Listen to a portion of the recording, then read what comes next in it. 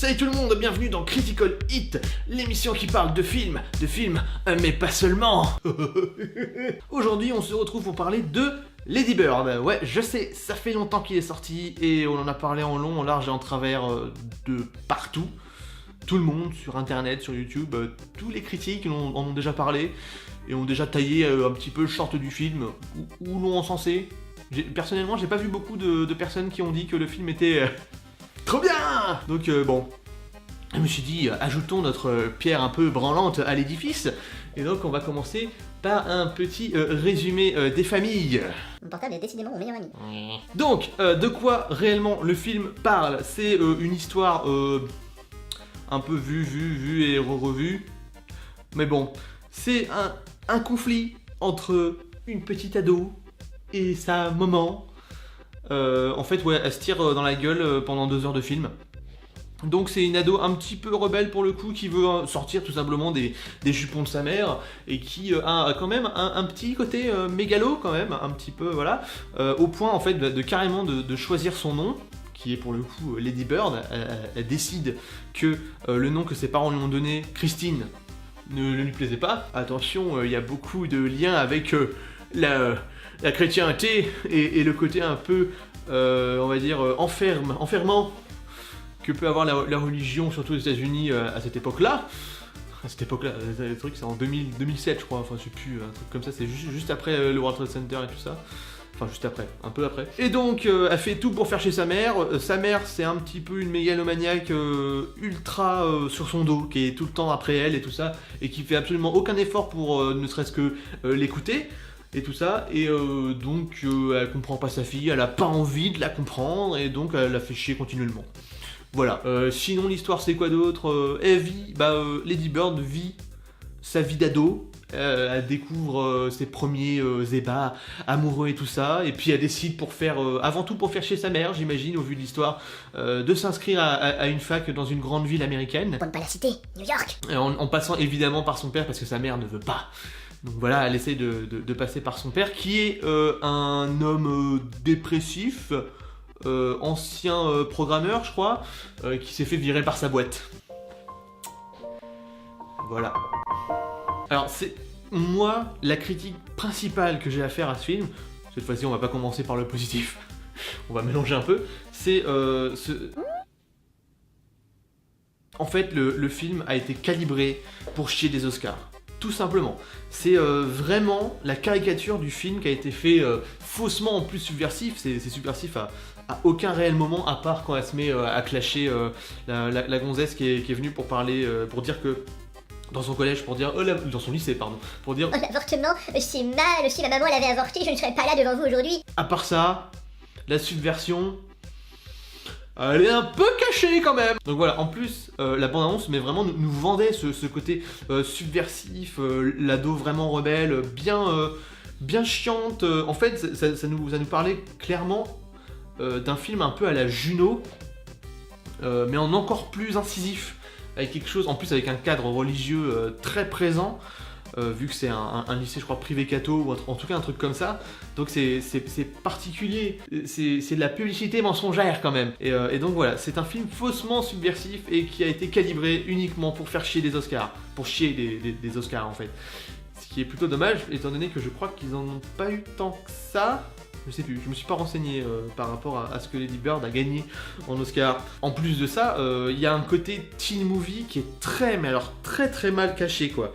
C'en est mais aux limites du chiant, du vomitif. Ce côté qui va en plus avec le côté pas subversif en fait. C'est un film classique. Et tellement classique que justement c'est ça qui le fait tomber dans les affres du teen movie, vraiment bas de plafond à certains moments. C'est pas cool. Merde. Alors c'est marrant parce que ça m'a tellement fait, je me suis tellement fait chier pendant le film que la critique que j'ai fait, ce que j'ai écrit sur mon téléphone, j'ai mis des monosyllabes. Voilà, là par exemple j'ai marqué long. Oui, parce que le film est relativement long. Son côté tranche de vie est indéniable, donc il y a quand même un côté très contemplatif. Bon, là c'est sur la vie de quelqu'un, c'est pas forcément sur la beauté de paysages incroyables, mais il y a vraiment ce côté contemplatif et parfois aussi peut-être à la limite l'inverse d'exhibitionnisme. Ouais, à la limite du mec un peu pervers qui regarde par la fenêtre des douches des filles au lycée, quoi. C'était pas comme ça dans votre lycée? Et en parallèle de ça, en plus d'être long, le film a un côté très inerte, très monolithique. Et j'ai envie de dire, au bout d'un moment, le côté tranche de vie, il peut pas tout faire pardonner, quoi. Il y a un moment donné, faut quand même un petit peu quelques petits... faut que le mec il se dise, allez, faut mettre des trucs dans ce film, faut que le film il dise quelque chose, faut qu'il y ait une certaine émulation, il y a quelque chose qui doit venir là quand même. Je sais pas, film, aide-moi, fais quelque chose, fais-moi un massage cardiaque ou du bouche à bouche, fais quelque chose pour que j'apprécie, je t'apprécie toi. Non. Donc comme j'ai dit tout à l'heure, l'histoire elle est vraiment vue et revue, quoi. C'est un espèce de conflit familial, de drame plus ou moins familial auquel on ne croit absolument pas parce que les personnages ils sont pas creux. Ça par contre ils sont pas creux, ils sont quand même relativement bien écrits. Ça c'est vraiment pas le souci du film. C'est juste que ils sont caricaturaux. Ils sont vraiment caricaturaux, mais c'est marrant parce que justement c'est la caricature après qui permet de découvrir un peu certains personnages. D'ailleurs c'est marrant parce que la fille, la Lady Bird, elle a un grand frère, oui elle a un grand frère qui à mon avis est adopté parce qu'il est très typé mexicain, en tout cas hispanique, alors que les parents sont tous les deux blancs comme mon éclairage. Je trouvais pas d'autres comparaisons. Et il a sa copine qui est une espèce de vegan goto. Un petit peu perché et ouais, ils auraient pu en fait faire le film sur eux, ça aurait été beaucoup plus intéressant quelque part. L'histoire aussi c'est un peu comme un cadavre quand même. Il a 2-3 spasmes il y a quand même 2-3 spasmes post-mortem, tu vois, de temps en temps, genre ce que tu vois dans la bande-annonce, c'est pas un spoiler, quoi, se jette de la bagnole. J'ai ri.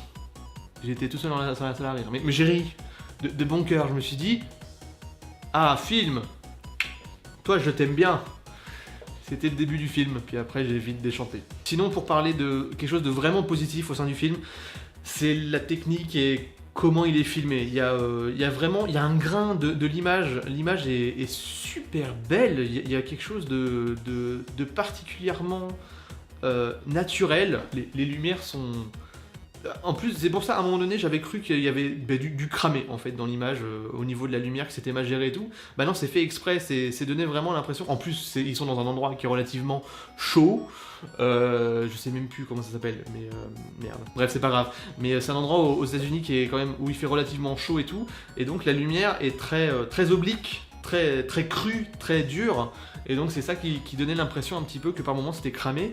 Mais justement, ce côté un petit peu cramé donner un grain à l'image et pas un grain dégueulasse, tu vois, comme moi j'arrive à le faire avec ma caméra de merde, hein. Je t'aime caméra, t'inquiète. Mais c'était vraiment...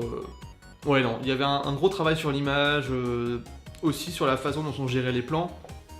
Toujours très fluide, très calme aussi, c'est quelque chose que je dirais par rapport au mouvement de caméra, c'est jamais dans... C'est toujours très stoïque. Comme je l'ai dit tout à l'heure, plutôt ça contemple, c'est vraiment contemplatoire, il y a vraiment ce côté-là où tu vois quelque chose qui se déroule devant toi, mais tu le suis pas forcément, c'est comme si t'avais cette espèce de chance d'être là pile à ce moment-là, là où il se passe un truc, mais t'aurais tout aussi bien pu en fait être à 2 km à côté et rien entendre et rien voir de ce qui se passe là, quoi. Mais c'est, ouais, il y a ce côté contemplation qui s'ajoute aussi à la façon dont est gérée la caméra, et c'est plutôt... Ça c'est plutôt cool, j'aime bien ça, film, ouais, fais ça plus souvent. Aussi, encore un aspect positif, ce sont les acteurs, ils sont tous au top, il n'y a pas grand chose d'autre à dire. On voit quand même pas mal de têtes qui commencent à être de plus en plus présentes au sein du cinéma, surtout d'Hollywood pour le coup. Mais voilà, c'est vraiment encore un film à la Juno où tu vois déjà les têtes un petit peu de demain en fait, les gens qui seront pas mal connus et qui fonctionneront bien à Hollywood demain. C'est clairement ça, quoi. Donc voilà, pour terminer et conclure, c'est vraiment un film qui est pas prise de tête. T'es pas là pour te creuser les méninges, c'est vraiment, comme je l'ai dit, l'aspect un peu tranche de vie. Et par contre, il y a une morale relativement ambiguë. J'ai pas trop compris le délire. La résolution en fait du film est assez particulière. Tu sais pas trop si elle a réussi, Lady Bird, à se réaliser, ou si elle a réalisé qu'elle faisait de la merde depuis le début. Donc c'est pour ça que j'ai marqué que La morale, elle est à mi-chemin entre le tu vois, fallait écouter ta mère, les parents ont toujours raison, et aussi les ados sont des cons idéalistes qui veulent faire des études, alors qu'être pouilleux de la campagne, c'est très bien, faut se contenter de ce qu'on a.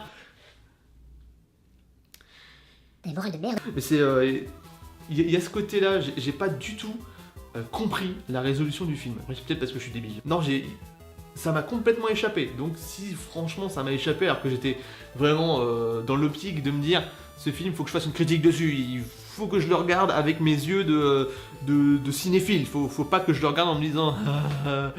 Cerveau.